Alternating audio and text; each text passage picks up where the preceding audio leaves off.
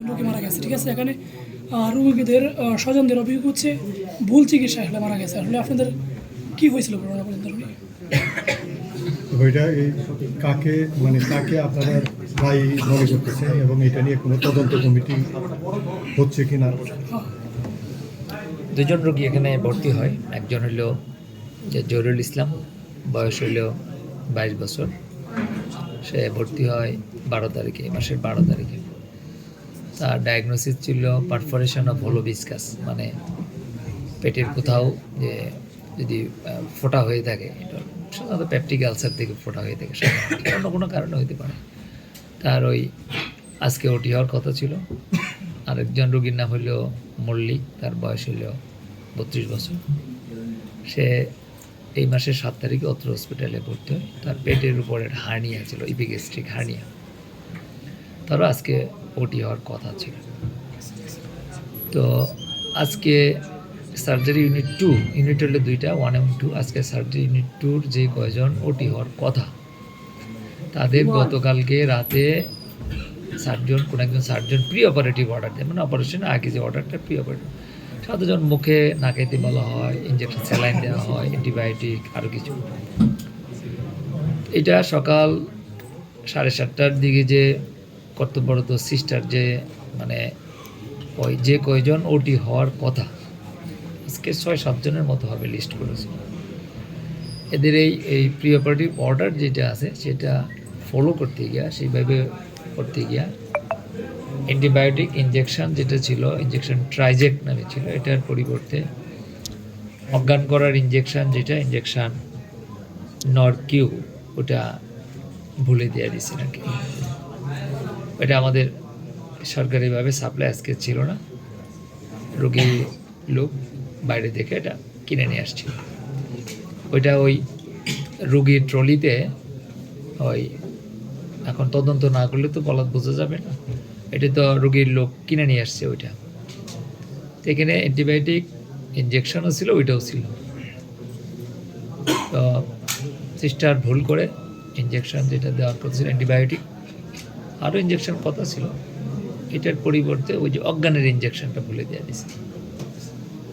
তো দুইটারই মনে করেন যেটা দেওয়ার কথা ছিল আর যেটা দিল, ওইটার যে বক্স, কাগজের বক্স, ওইটা কাভার প্যাকেট কাছাকাছি, ভিতরের ভাইলটাও দেখতে কাছাকাছি। সিস্টার একটু পরে নিলে ভালো হইতো। সিস্টার মনে করছে তো অ্যান্টিবায়োটিক ওনাদের একটা করছে, তো ভুল করে দেওয়ার জন্য মনে করেন দুইটা রোগী আধা ঘন্টা পরে মারা যায়। এই হলো মূল বিষয়। এখানে কি ডিউটি ডক্টর ছিল না? ডিউটি ডক্টর তো গতকালকেই অর্ডার করে গেছে। এখন সে অর্ডারটা সিস্টার ইঞ্জেকশনগুলো দেওয়ার পরে রুগীদেরকে নিয়ে যাবে ওটিতে অপারেশনের জন্য। রুগীরা, ডাক্তাররা তো সব ওটিতে যাবে, মানে ইঞ্জেকশনগুলো দেওয়ার সিস্টার দেওয়ার পরে রুগীরা চলে যাবে ওটিতে সব তো তারা ওটিতেই যাবে, সব ডাক্তাররা যারা সার্জনরা ওটিতেই যাবে।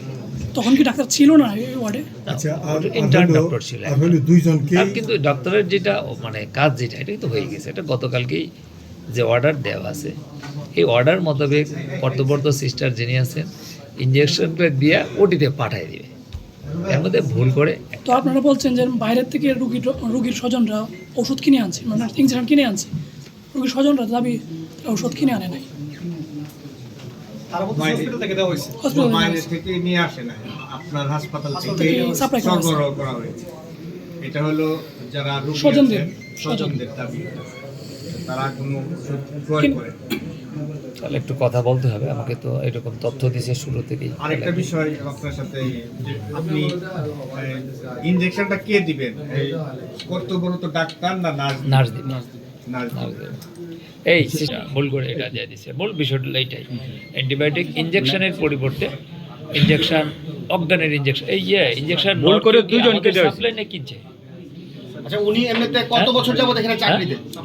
সাপ্লাই নেই তো, ঠিকই আছে। আর ট্রাইজেক্টটা ট্রাইজেক্টও কিনা, সেপ্টারেকজন তো মাঝে মধ্যে থাকে, মাঝে মধ্যে থাকে না। সমস্যার বিষয়টা সরকারি যে ওষুধের নিয়মগুলো একটু বলি আপনাদের। সরকারিভাবে যেদিন যে ওষুধটা আছে সেটা রুগী পায়। মনে করেন আজকে প্রি অপারেটিভ অর্ডার বা অপারেশনের জন্য 5টা ওষুধ দেখছি, 5টা ওষুধের মধ্যে আমাদের সরকারি হসপিটালে 3টা সাপ্লাই আছে, বাকি 2টা নেই। যে 2টা নাই, 2টা রোগীর লোককে বলো এটা তো আমাদের সরকারি সাপ্লাই নেই, 2টা কিনে নিয়ে আসতে পারি। আবার এই ওষুধই মনে করে নিতে পারে 15 দিন পরে আবার সাপ্লাই আসতেও পারে। নিয়ম হলো এটা, একটা রোগীর চিকিৎসার জন্য যে কটা ওষুধ দরকার এগুলো লেখা হয়, যেটা সরকারি হসপিটাল সাপ্লাই সেটা পায়, আর যেটা সাপ্লাই নেয় রোগীর লোককে বলো এটা সরকারি আজকে সাপ্লাই নেই, একটু কষ্ট করে কিনতে হবে। এই আচ্ছা, এখন পুশ করার কতক্ষণ পরে? সিস্টার 20 সাল থেকে কর্মরত, 4 বছর।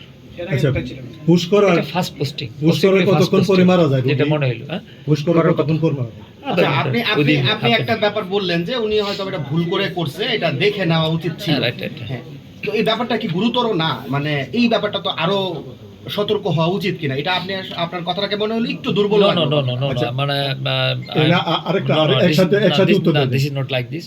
অ্যাকচুয়ালি আমি যেটা বলতে চাচ্ছি যে আসলে অনেকবার আজকে ইন্টারভিউ দেওয়া হয়ে গেছে, তো এটার জন্য সরকারি কাজে নিয়ম আছে, যে কোনো ধরনের এরকম অপ্রীতিকর ঘটনা ঘটলে তদন্ত কমিটি করতে হয়। আমি ভিতরে গিয়ে এইমাত্র আমাদের সচিব মহোদয় সাইদুর রহমান স্যারের সাথে কথা হয়েছে, তারপর আমাদের শৃঙ্খলা যে উপসচিবের সাথে কথা হয়েছে, এবং নার্সিংয়ের যে ডিজি আছেন আনোয়ার হোসেন আকন্দ স্যারকে আগে কল করছিলাম, স্যার ব্যাক করতে, এখন স্যার ব্যাক করছেন, 3 জনের সাথে কথা হয়েছে। নিয়ম যেটা সেটা হচ্ছে যদি কোনো এরকম খারাপ কিছু ঘটনা ঘটে, সরকারি যে নিয়ম সেটা হচ্ছে এটা তদন্ত কমিটি করতে হয়। তোমরা তদন্ত কমিটি আসলে করতে পারতেছি না, দেখতেই আছেন 5 সদস্য বিশিষ্ট তদন্ত কমিটি করবো, সবার সঙ্গে আমরা আলোচনা করি। আমার এখানে কর্তব্য চিকিৎসক যারা আছেন, নার্সিং কর্মকর্তা যারা আছেন, আলোচনা করে 5 সদস্য তদন্ত কমিটি করব। তদন্ত প্রতিবেদন নার্সিংয়ের কিন্তু অধিদপ্তর আলাদা, ওনাদের ডিজি আলাদা, আমার ডিজি আলাদা। যে ওনাদের ডিজি স্যারের সাথে কথা হয়েছে, আমি ব্যাক করছি, একটা আমার ভিতরে কথা হয়েছে, আর আমাদের সচিব স্যারের সাথে কথা হয়েছে, সচিব একই। তা উনি যেটা বলছেন তদন্ত করে প্রতিবেদনটা যতদূর সম্ভব পাঠিয়ে দেন, সেই অনুযায়ী উনি ব্যবস্থা নেবে। আর বর্তমান কমিটিটা কতদিনের মধ্যে আপনারা গঠন করবেন? আজকে করবো, কমিটি আজকেই করবো। এখন তদন্ত